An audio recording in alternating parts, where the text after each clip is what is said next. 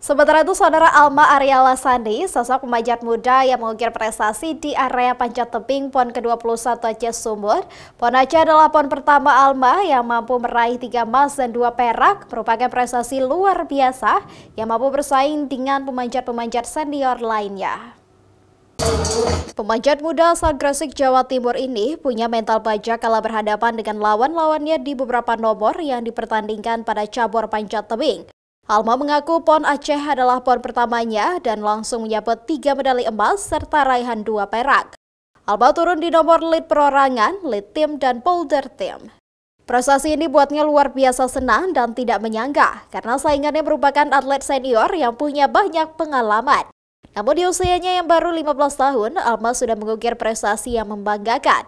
Prestasi yang diraih Alma tidak instan, dirinya sudah cukup lama berlatih mempersiapkan diri untuk PON pertamanya ini. Dan selama setahun mengikuti peladap mempersiapkan diri untuk ikut event nasional ini. Nggak nyangka aja gitu, terus kan lawannya senior juga, jadi agak deg-deg. Ini baru pertama kali ikut PON ya? Iya. Terus langsung 2 emas itu gimana perasaan? Sangat senang tentunya.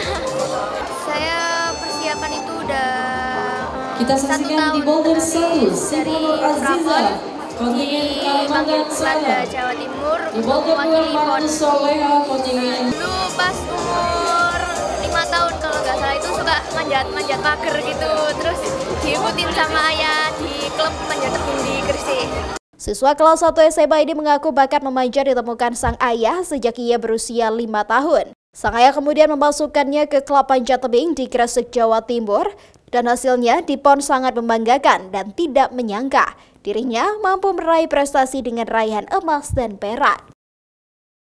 Mustajab, Kompas TV, Banda Aceh.